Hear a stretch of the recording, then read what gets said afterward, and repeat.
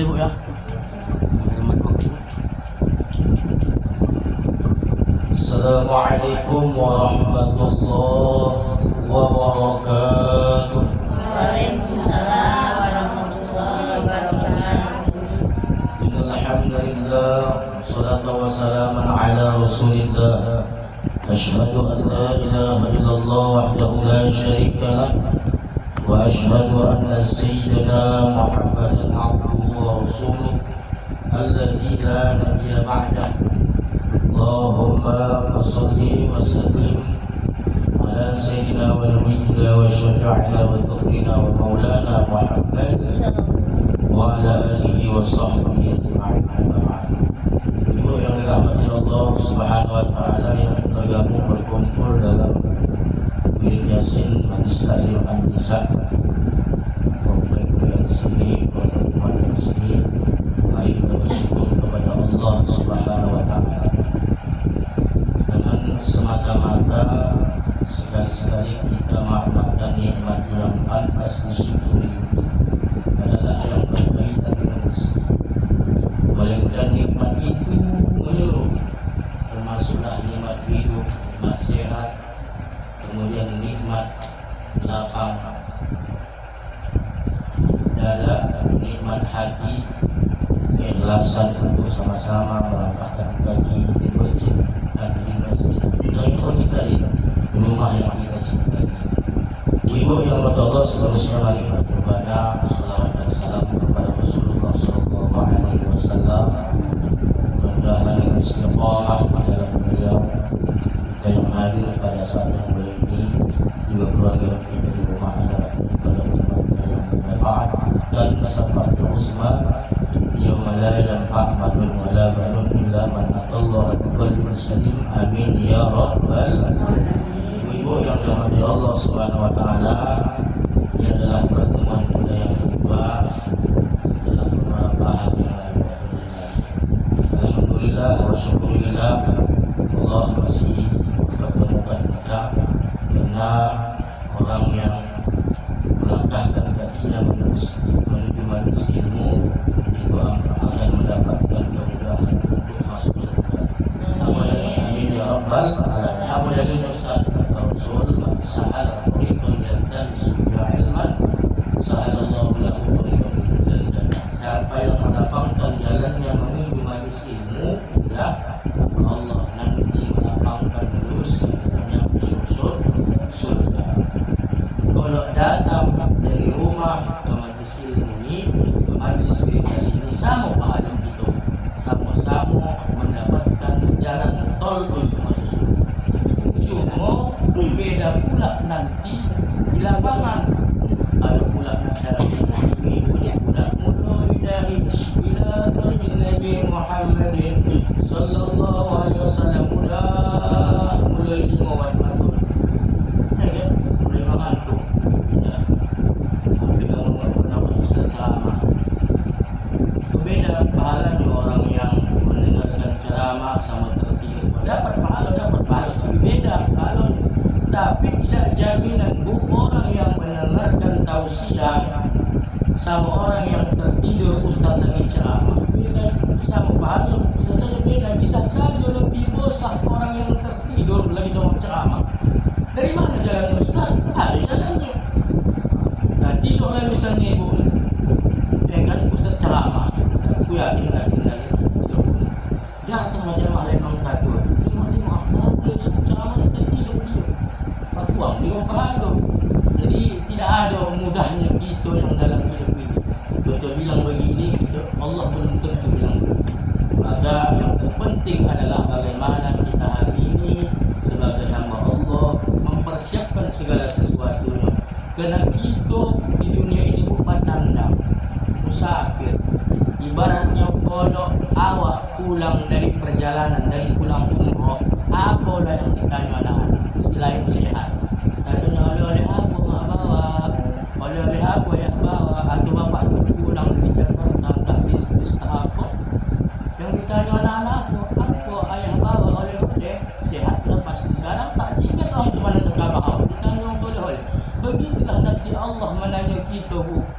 Kita di dunia ini tidak ada ubahnya macam pergi musafir, macam pergi mengembara, macam pergi melancong. Tetapi nanti kita pulang ke akhirat Allah tanya, wahai jamaah An-Nisa, oleh-oleh apa yang kau bawa untuk menghadap kepada Allah?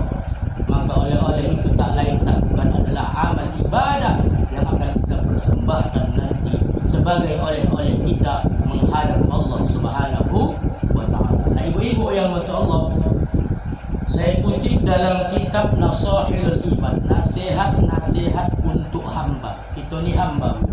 Jangan buat sepakat kita ni hamba kan? Sepakat, alhamdulillah. Jadi ini cocok kitab untuk kita, dikarang oleh Al-Imam An-Nawawi Al-Bantani. Ya. Di situ ada makalah yang ke-26, ada hadis Rasulullah, ada perkataan, ada sabda Rasulullah sallallahu alaihi wasallam. Ya. Inna Allah Ta'ala yahtaddu yawmal qiyamah bi arba'ati anfusin ala arba'ati ajnasin minan nas. Nanti Bu, di hari kiamat, hari berbangkit, hari akhirat, hari pembalasan, Allah Subhanahu wa ta'ala mendatangkan 4 jiwa orang-orang yang soleh, yaitu Nabi dan Rasul Allah, untuk menghujah, untuk mendebat, untuk dibanding-bandingkan dengan 4 golongan manusia yang ketika hidup di atas dunia ini dia tidak mau beribadah kepada Allah, dia tidak mau taat kepada Allah, dia tidak mau menjalankan apa yang diperintahkan Allah. Inilah kajian kita pada hari ini. Mudah-mudahan Allah jauhkan kita dari 4 golongan. Amin ya Rabbal. Yang baik-baik itu wajib itu amin. Ingin awak anak soleh, mudah-mudahan ibu-ibu ini mendapatkan anak yang soleh-soleha. Amin. Mudah-mudahan bapak itu lancar-lancar kerjanya. Amin. Mudah-mudahan kita dapat menantu yang soleh dan soleha. Amin. Amin kan Bu? Ya, insyaallah. Ibu yang dirahmati Allah Subhanahu wa taala. Yang pertama, apa kata Rasulullah dalam kitab Nasahilul Ibad?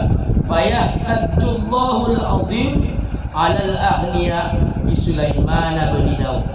Jadi nanti Bu paham dalam kitab ini bahasa Tanjung Balik. Nanti Bu, Allah mendatangkan 4 tipe manusia yang tak mau ibadah kepada Allah.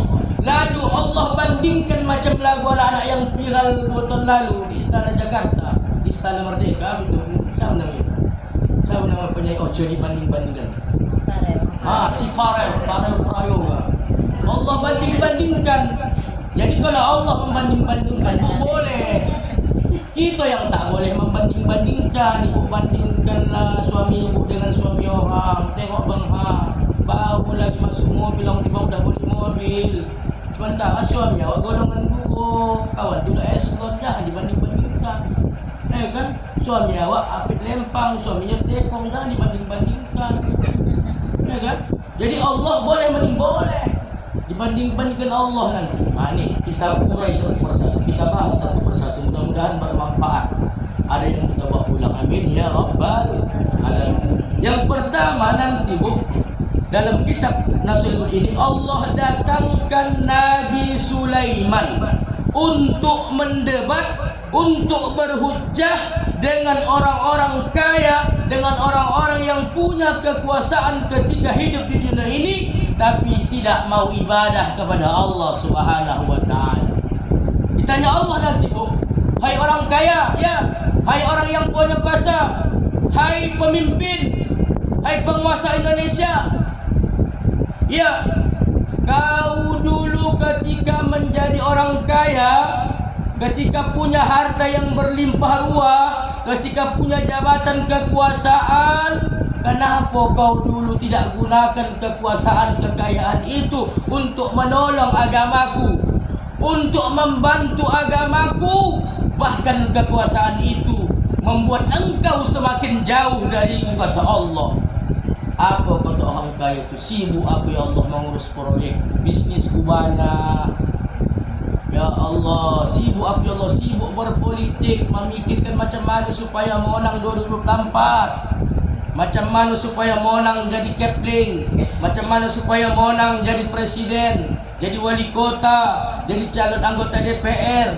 Sibuk aku ya Allah, tak sempat aku ibadah. Lantas apa kata Allah? Ini hambaku Sulaiman. Kenal ibu Nabi Sulaiman? Kenal, gimana kenalannya?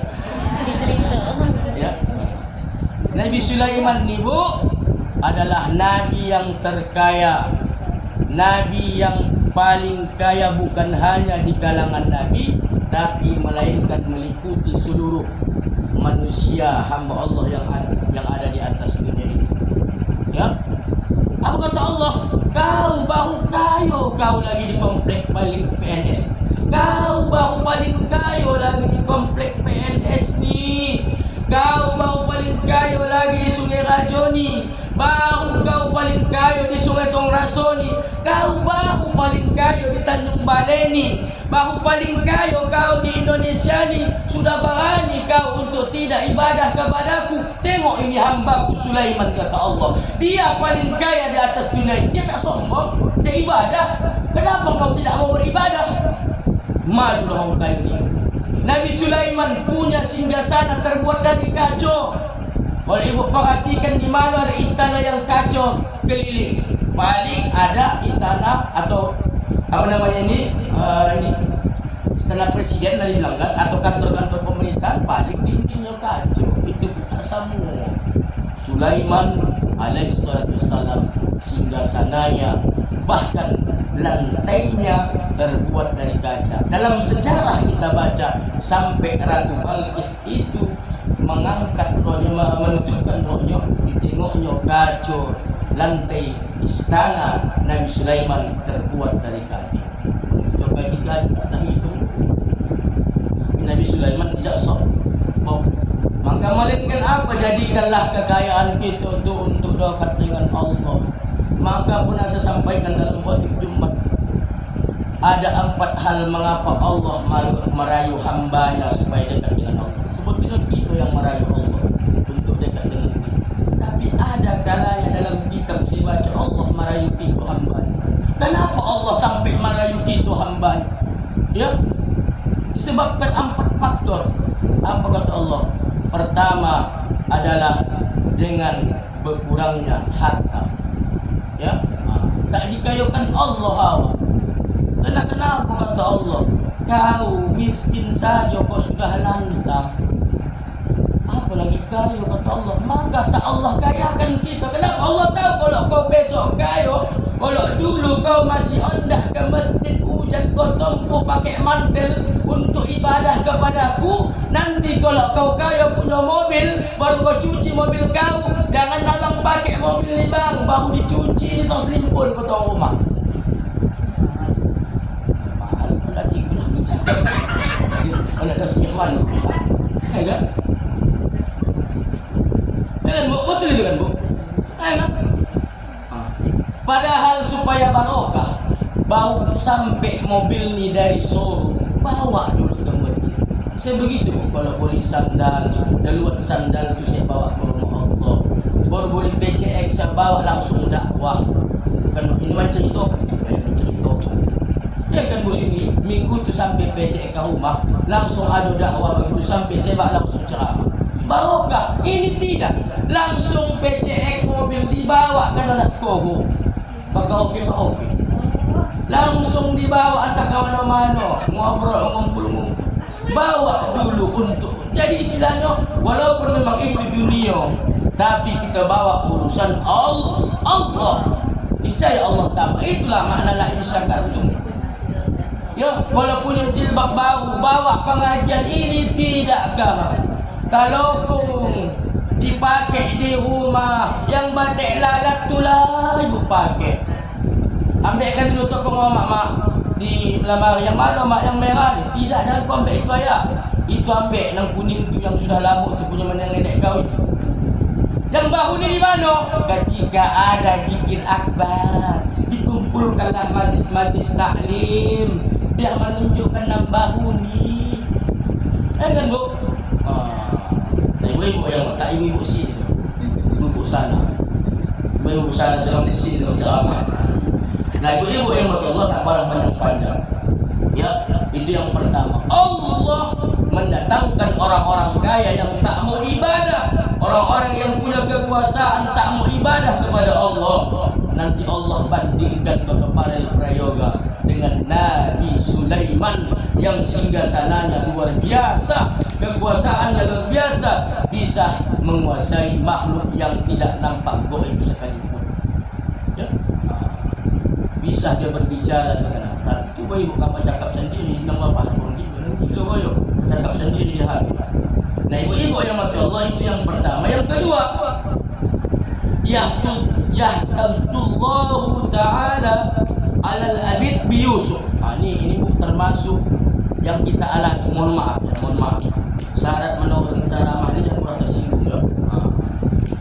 Nanti di hari kiamat Allah berargumentasi pula di depan Allah pula orang yang hari ini dia bekerja untuk melayani tuan-tuannya. Apa pahamnya?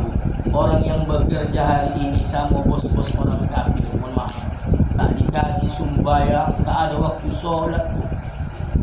Kalau sholat tu pecat kau foto si Alio. Aduh, ini kami pun di Majlis Ulama kemarin ada acara forum antar umat beragama.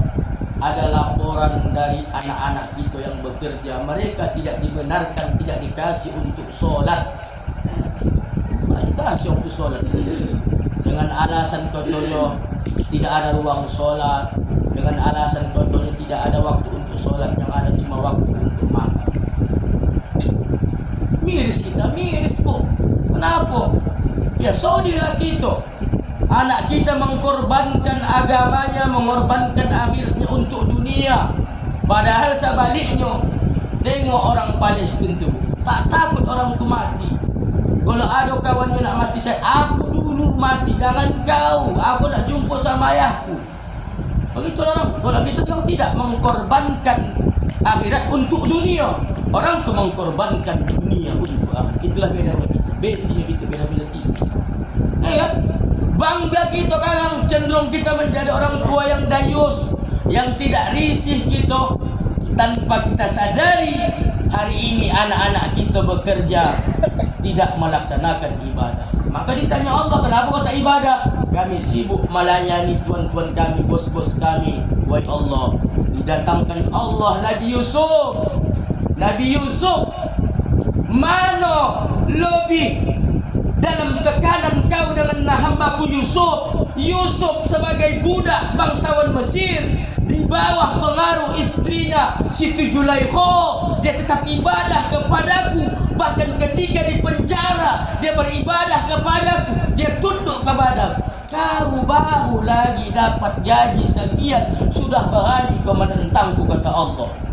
Ini PR kita, buat hati kita.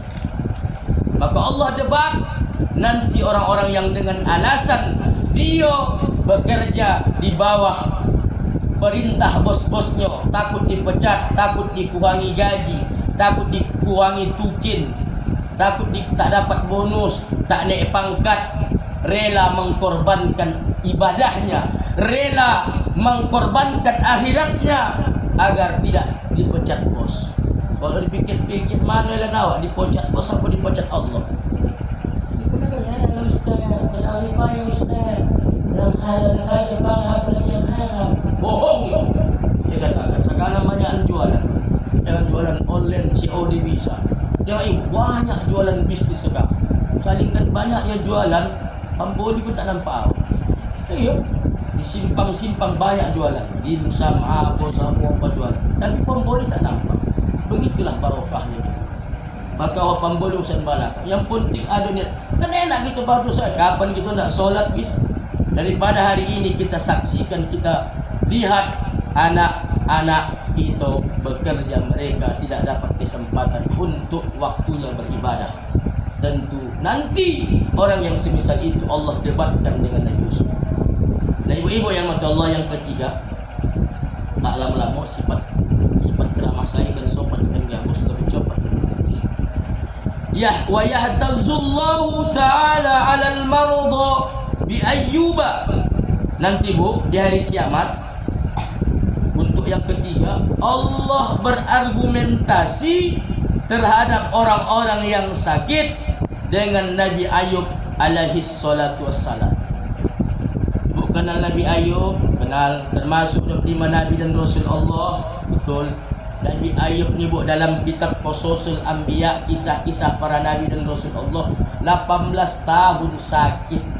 Anggota tubuhnya yang berfungsi cuma 2, yaitu hati dan lisannya. Lisan untuk zikir kepada Allah, hati untuk dia meridoi apa yang Allah takdirkan kepada dia.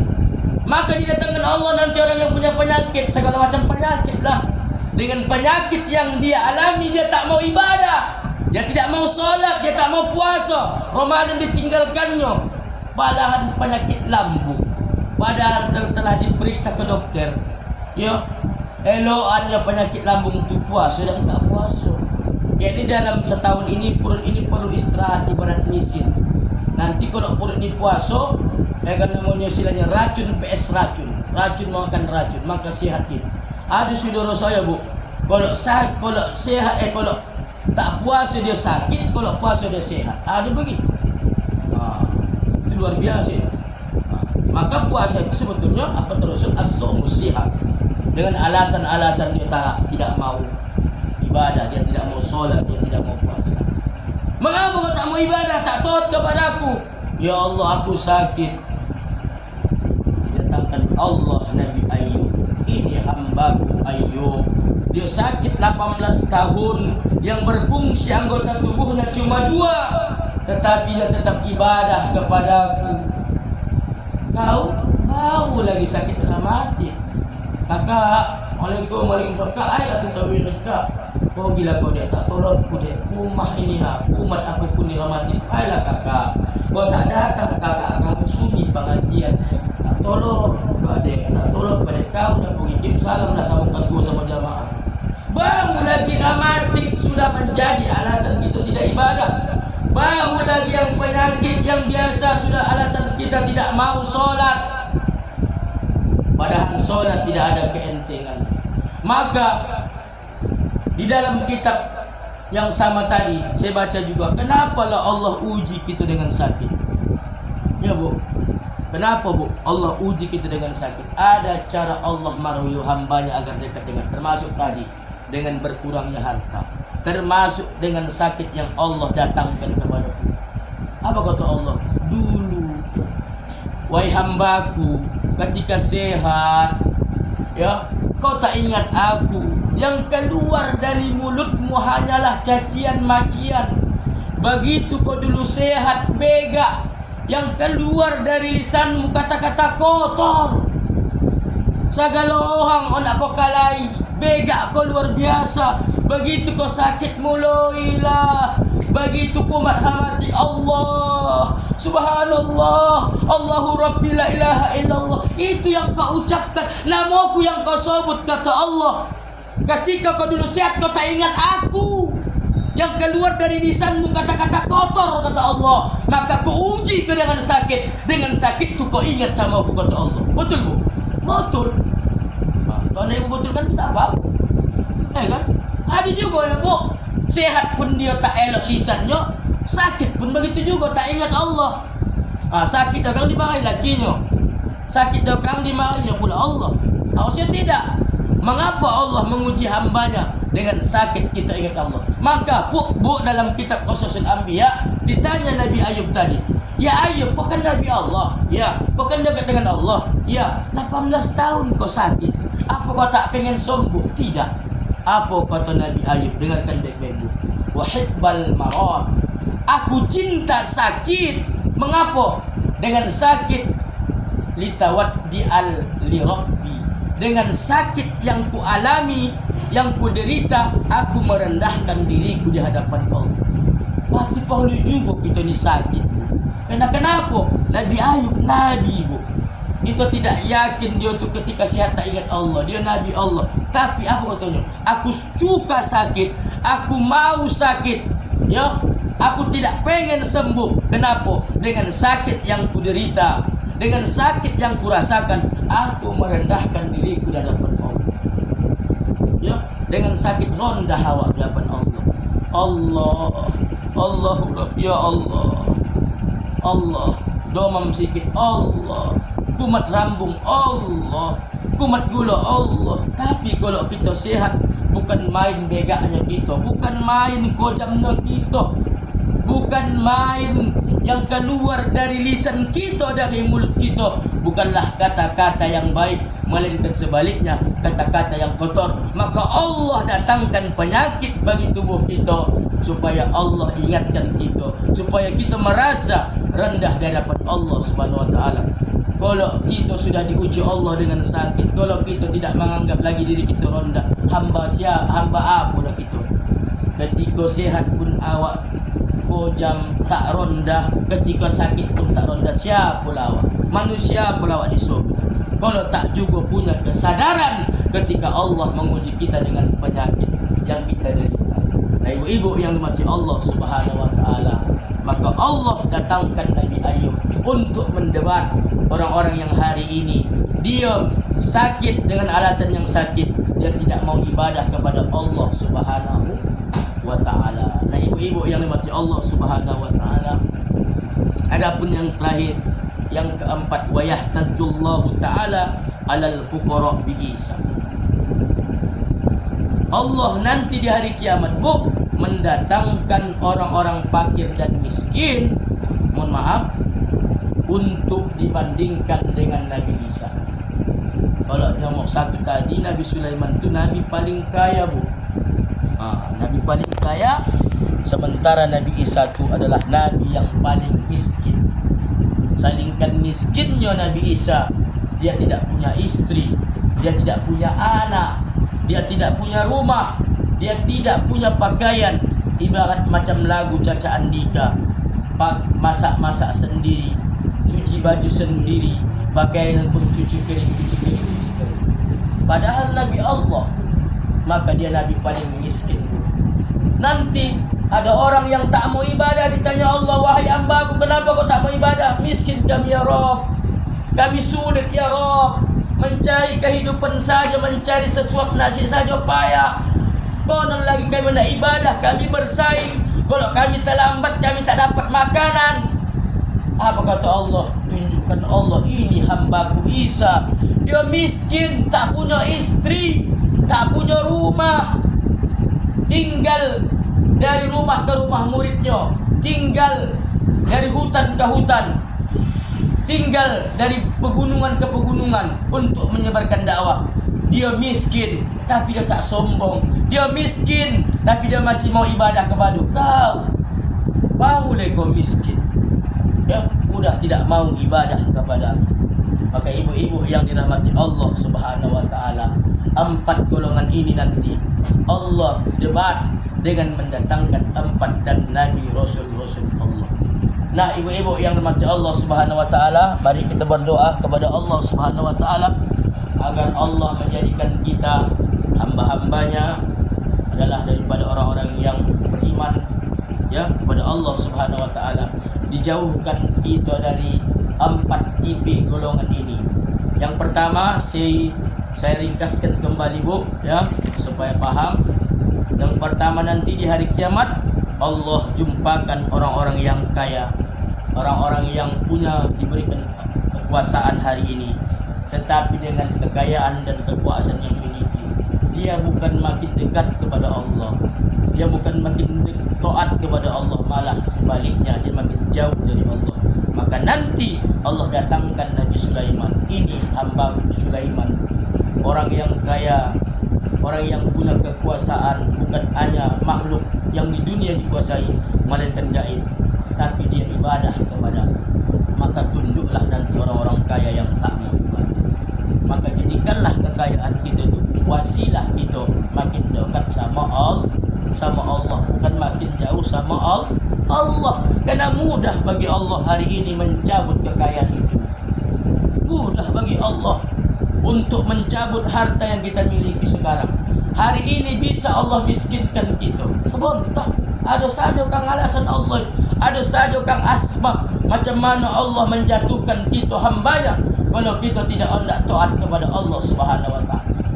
Sudah kita saksikan itu, Bu, dengan mata kepala kita. Yang dulu dia kaya horak, sekarang tidak apa-apa. Dulu kau tua-tua itu orang tu kaya 7 turunan. Tapi apa yang terjadi? Anak cucunya miskin hari ini. Kebetulan cucunya itu turunan yang ke-8. Wajah miskin. Dah habis. Kan? Faedah. Yang kedua, nanti Allah datangkan Nabi Yusuf untuk mendebat orang-orang yang hari ini merasa dia di bawah penguasaan bos-bosnya, majikan-majikannya. Dengan alasan-alasan demikian, dia tidak mau solat, dia tidak mau ibadah kepada Allah. Mana lebih dikuasai kau daripada Yusuf? Yusuf yang menguasai Raja Mesir. Taulah Raja Mesir kan, tunduk orang. Maka ini menjadi PR kita. Ingatkan anak-anak kita, kalau memang di tempat kehojo tu kau tak kasih banyak, tinggalkan itu nak. Apalah gunanya kau senangkan aku dunia ni, tapi nanti dikubur di akhirat kau sengsara. Omak tak mau demikian. Itu omak nampaten. Omak tak paten itu macam mana Ustaz? Ya, di mana kau kehojo? Di situ mak. Dikasihnya kau solat tidak mak. Udahlah untuk sementara tak apa-apa lah. Nampak kau kehojo. Nampak kau kehojo ya. Tahu layak kau tak kehojo, tak layak kau 10 tahun tak kehojo. Biarlah. So, padahal salah itu. Yang ketiga, nanti Allah datangkan orang-orang yang sakit. Hanya sakit mati, tak mau lihat Yasin, capek dibawa, dia lihat Yasin ditarik dengan alasan lah penyakit yang ia miliki. Nanti Allah jumpakan mereka dengan Nabi Ayub yang 18 tahun sakit. Dualah anggota tubuhnya yang berfungsi. Apa tadi Bu? Hati dan lisan. Itu baru sakit mati kan Bu Yuni? Baru lagi sakit lambung, tak tolak lihat Yasin. Baru lagi sakit gula, aku tak bisa makan apa-apa. Kakakku yang manis, teh manisnya tak bisa aku minum kumat yang gula. Alasan-alasan dicari supaya tidak mau beribadah. Begitu juga dengan solat. Alasan-alasan dicari supaya agar tidak mau beribadah. Nanti Allah debatkan mereka, dia pun tunduk. Yang terakhir Bu, tak pernah lama-lama, nanti Allah datangkan orang-orang yang mohon maaf fakir miskin, yang dengan mereka miskinan mereka tidak ibadah kepada Allah, tidak taat kepada Allah. Tanya Allah, kenapa kau tak ibadah? Kami mencari kehidupannya Allah untuk biaya kehidupan kami sehari-hari. Makanya kami tak sempat ibadah. Lantas Allah membandingkan dengan Nabi Isa. Mana lebih miskin kau hambaku dengan hambaku Isa? Awak kang memang miskin Bu, tapi punya istri. Awak kang miskin Bu, tapi punya anak. Awak memang miskin Bu, tapi tak miskin-miskin amat. Kan Bu? Kang Bu, aku dah miskin, biar dapat PKH. Dibolehkan kang PKH untuk sekolah anak, bolehkan ke golang. Kan macam dulu, biar rumah runtuh asalkan boleh lama. Kalau sekarang tengok biar rumah runtuh asalkan naik PCX. Kan Bu dah, Ibu dah lubis. Kan Bu? Kan? Pantang kang, tak ada bersyukurnya gitu. Ya, tak dapat PK kang maraju, iyalah. Dia dah sama Kepling. Kan maraju sama Kepling, tak ada pos-posnya gitu. Dapat PK pun maraju juga. Tak ada syukur-syukurnya gitu. Kan Bu? Maka kita jadi hamba Allah ni bersyukur kepada Allah. Kalau bersyukur, niscaya Allah tambahi. Bersyukur kita Bu. Bersyukur kalau bapak tu hari ini rezekinya biasa-biasa saja.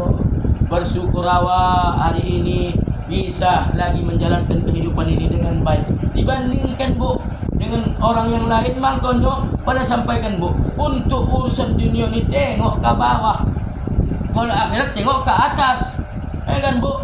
Kenapa waktu bisa beribadah 5 waktu ke masjid, wirid Yasin aktif? Apa harus bisa? Urusan dunia tengok ke bawah, jangan urusan dunia tengok ke atas. Dia boleh PCX, aku pun harus boleh PCX. Dia boleh apanja, aku boleh apanja. Sementara suaminya tekong 7 turunan tak habis-habis hartanya. Awak tak turunan orang kaya. Apa yang terjadi? Timbullah sifat SMS. Senang melihat orang susah, susah melihat orang senang. Jiran masuk AC, awak akan kedinginan. Jiran masuk kipas angin, awak kepanasan. Jiran boleh PCX, awak masuk ambulan. Apa gunanya? Maka bersyukurlah dari kita yang hidup ini. Maka ibu-ibu yang dirahmati Allah, dengan alasan-alasan yang demikian nanti Allah hujjahlah golongan-golongan manusia tersebut. Mudah-mudahan ada manfaatnya bagi kita semua, khususnya kepada al-fakir pribadi. Amin ya rabbal alamin. Terima kasih atas segala perhatian. Mohon maaf atas segala kekurangan. Saya akhiri dengan wal afu minkum wabillahi taufiq wal hidayah wa ridha wal inayah. Wassalamu alaikum warahmatullahi wabarakatuh. Waalaikumsalam.